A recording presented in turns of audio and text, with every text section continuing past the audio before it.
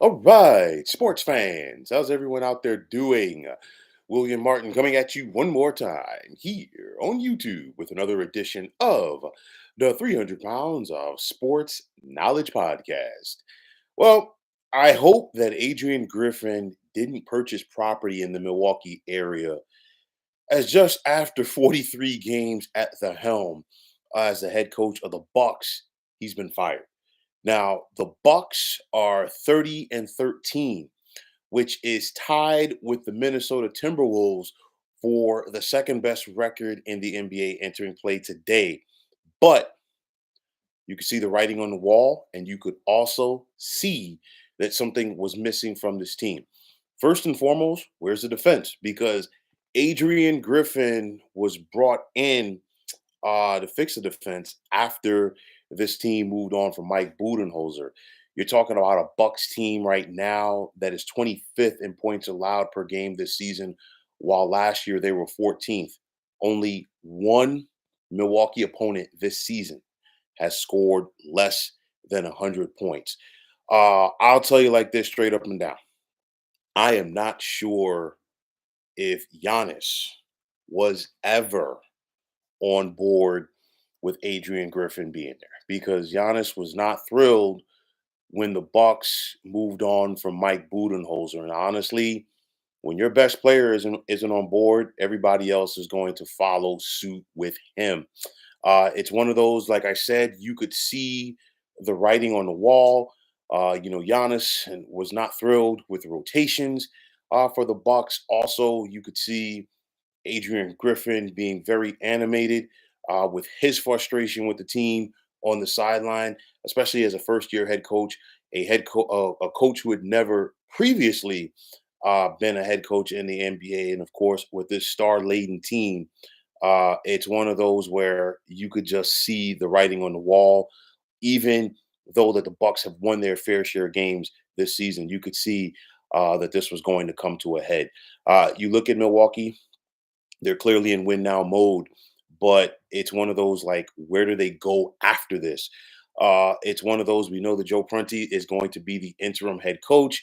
You're hearing rumors and stories about Doc Rivers being high on Milwaukee's list, but I'm really not sold on it because honestly, number one, if that's the case, we've seen how Doc Rivers will wear out his welcome with a team. On top of that, I've never, and maybe I'm wrong on this, and please, anybody feel free to chime in if you disagree with this, but I can't really remember a situation where a team fired a head coach during the season and hired somebody outside of the organization and still went on and won a championship that year. Now, we've seen it happen where a head coach gets fired and an assistant is brought in, or somebody with familiarity, at least with the organization, is brought in to right the ship. And of course, the rest is history. But at this point, the ship really doesn't need to be righted from a wins and losses standpoint. I think the ship does need to be righted with everybody being on the same page. And it's one of those where I feel like this move was a panic move on top of a previously panic move for the Milwaukee Bucks. And I say that because I like a lot of people were taken back when the Bucks moved on from Mike Budenholzer. You just won a championship with him at the helm 3 years ago, 2 years prior to you moving on from him. And let's be realistic about this. For the last two trips to the postseason for the Milwaukee Bucks in 2022, they were eliminated in Game 7 of the Eastern Conference semis, courtesy of the Boston Celtics. But let's be realistic. How different would that team have looked if Chris Middleton had not had the knee injury? Okay, that changed a lot of things for what the Bucks could and couldn't do as they were looking to go back and repeat. And then you go back to last year, Milwaukee had the best record in the East and were expected to get back to the finals. Of course, we saw Giannis get injured in the first round during their playoff loss to the Miami Heat, and the Bucks never recovered from that. Clearly, as they were sent home by the Heat in 5 games, and then subsequently this team, this front office, this ownership group decided to make the move to move on from Mike Budenholzer.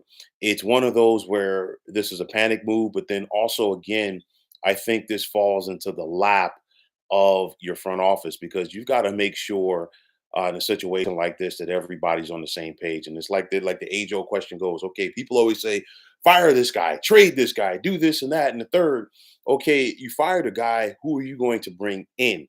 And the thing is, it's like you moved on from a championship head coach in Mike Budenholzer. You brought in Adrian Griffin. You gave him the keys to the Ferrari, and even though that the wins and losses were there, clearly he didn't know how to drive it for the Bucks' sake. So I look at it like this. I think if everybody wasn't on the same page with Adrian Griffin from day one, I think you did yourself a disservice in bringing him in. And I think you did yourself a bigger disservice right now as far as making this move mid-season because I don't see, in my opinion, and I could be wrong on this, but I don't see how you can bring somebody else in from outside of the organization at this point of the season and expect everybody to get on the same page and turn around and say, hey, let's go out there and make this run to a championship. You look at the East, like I've said before, and I will continue to say it. It's going to come down to the Bucks. It's going to come down to the 76ers, and it's going to come down to the Boston Celtics this season. And in my opinion, the Bucks just made things a little bit easier for both the Philadelphia 76ers and the Boston Celtics because you need that cohesion. Now, yes, we saw the Celtics last year in the preseason move on from Emi Udoka in favor of Joe Mazzulla, but in that case, Joe Mazzulla was already with the Celtics organization. Joe Mazzulla was an assistant coach, or at least, it kind of like made the transition a little bit easier, even though that was a difficult and adverse situation. So I'll tell you like this. I don't know who's going to coach this Bucks team going forward, but nonetheless, now if you're Giannis and now if you're Damian Lillard, guess what? It's put up or shut up because now clearly they're going to go out there and get themselves a head coach that's going to be on the same page with Giannis. And when it's all said and done, you got to go out there and you got to produce.